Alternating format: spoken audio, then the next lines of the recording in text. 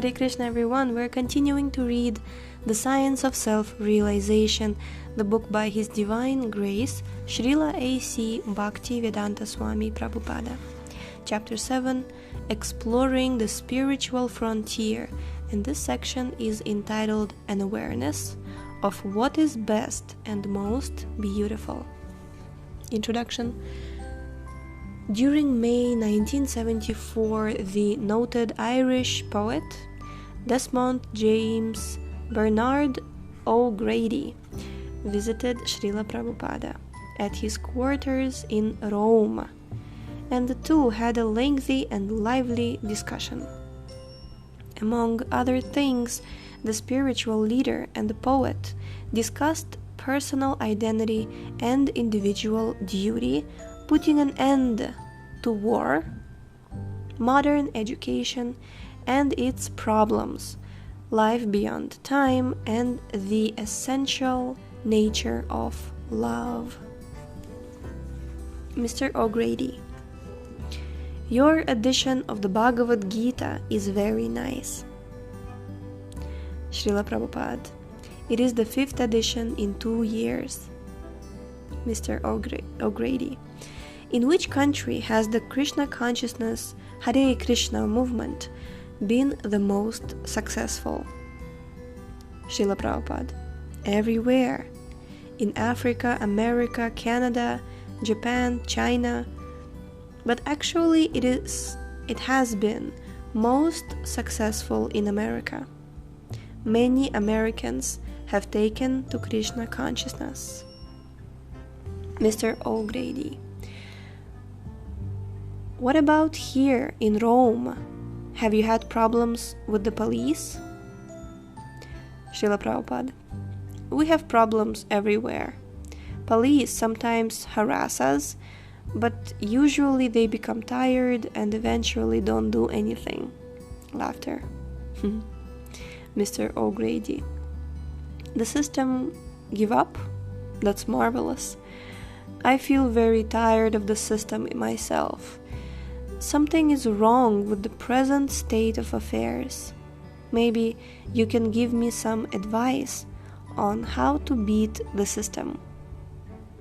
Srila Prabhupada: you Irish people, you're never tired of fighting.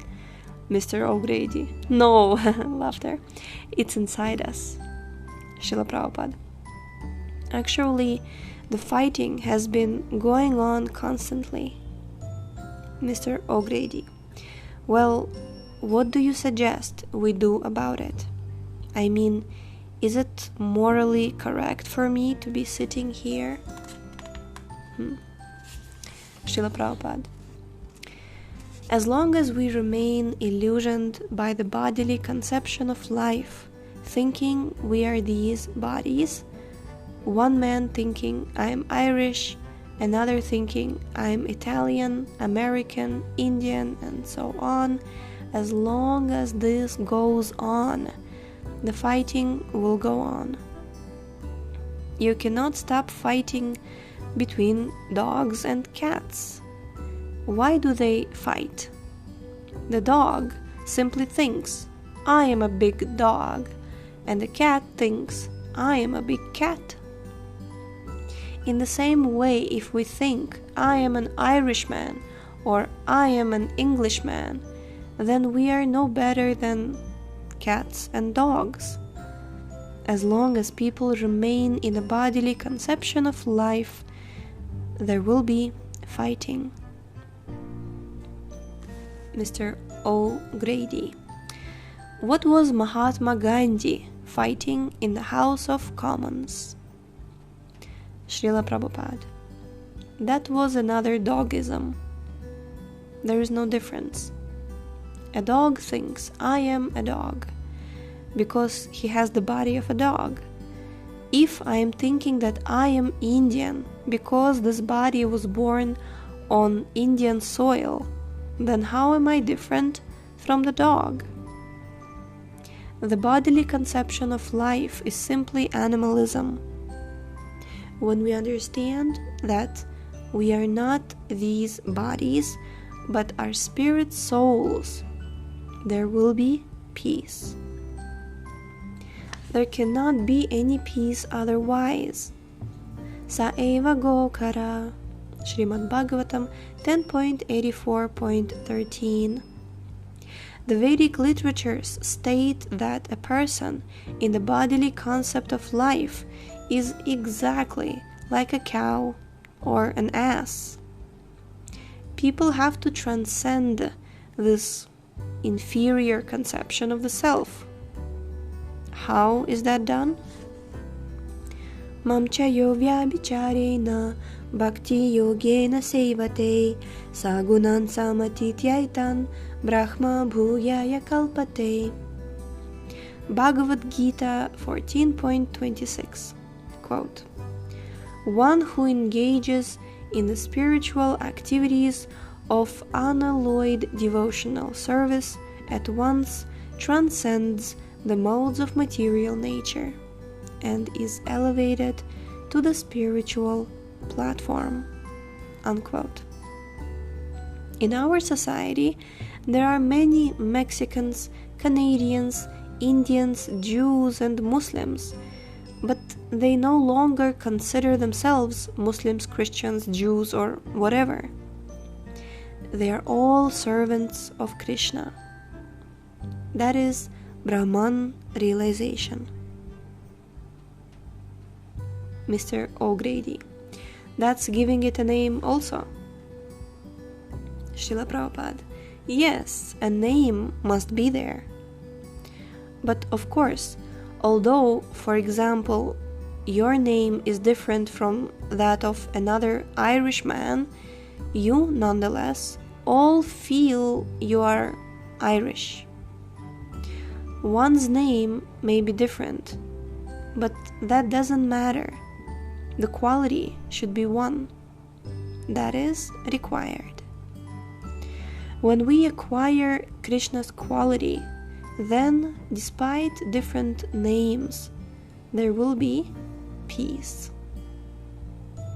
That is called Soham. The names of different people in a nation may be different, but all the people feel the same nationality. Varieties may exist, but if the quality is the same, that is oneness. Brahma Bhuta. Srimad Bhagavatam 4.30.20. Brahma Bhuta prasannatma nasho chati na kankshati samah sarveshu bhuteshu madbhaktim labate param. Quote, one who is thus transcendentally situated at once realizes the Supreme Brahman. He never laments nor desires to have anything. He is equally disposed to every living entity. In that state, he attains pure devotional service unto me. Unquote. Bhagavad Gita 18.54. This world is miserable for the materially infected person, but for the devotee, the entire world is as good as Vaikuntha. For the impersonalist, achieving the Brahman stage, becoming one with the Absolute, is the last word. Mr. O'Grady. Is the Absolute external or internal? Srila Prabhupada. There is no external or internal. The Absolute is without duality. Mr. O'Grady. Okay, but on an individual level. Srila Prabhupada. We are not absolute.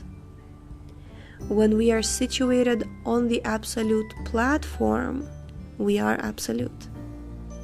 However, now we are in the relative world. The absolute truth is here also, but our senses are not sufficiently elevated to understand that absolute truth. As long as we are under the control of time, there is no question of becoming absolute. Mr. O'Grady. So absolute means life beyond time. Srila Prabhupada. That is stated in the Bhagavad Gita 4.9. Janma karma cha me divyam evam yoveti tatvataha tyaktva deham punarjanma naiti mam eti sarjuna. Quote, one who knows the transcendental nature of my appearance and activities does not, upon leaving the body, take his birth again in this material world, but attains my eternal abode, O Arjuna. Unquote. That is absolute. Going back home, back to Godhead. As long as one is in the material world and identifies with this body, he transmigrates from one body to another. That is not absolute. This is clearly stated here. When one goes back to the spiritual world, he attains the absolute position. Mr. O'Grady. Alright, but this is my question. Is it sufficient for us to sit here, you sitting there and we as friends sitting with you, engaging in the gentle art of conversation while across the ocean? Srila Prabhupada, the point you have missed is that although you are sitting in one place and I am sitting in a different place, this difference does not affect our actual existence. We are both human beings. The conceptions of Irishman, Englishman, Protestant, Catholic, and so on are but different dresses. One has to become free from these designations. When one is thus free, he becomes purified. Sarvapadhi vinirmuktam tatparatvena nirmalam hrishikena hrishikesha sevanam bhaktiruchyate. Chaitanya Charitamrita Madhya 19.170 and Bhakti Rasamrita Sindhu 1.1.12. When you have purified your senses and engaged those purified senses in the service of the master of the senses, Krishna, you have purified, perfected your life. That is non-duality, and that is absolute. Mr. O'Grady. But the system insists that you think yourself American or Indian or African or whatever. Srila Prabhupada, yes, materialistic society means duality. Mr. O'Grady, but that is unavoidable. How can you avoid material existence? Srila Prabhupada, that is possible in Krishna consciousness. The lotus lives in the water, but never touches the water.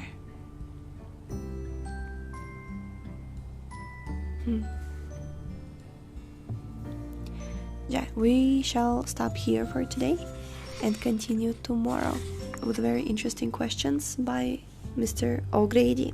Thank you so much for tuning in today. The link to this book, this beautiful, wonderful book, is in the description. Please check it out, read it along with us, share it with all of your friends, check out our website shravanamdiaries.com, and we shall see you tomorrow.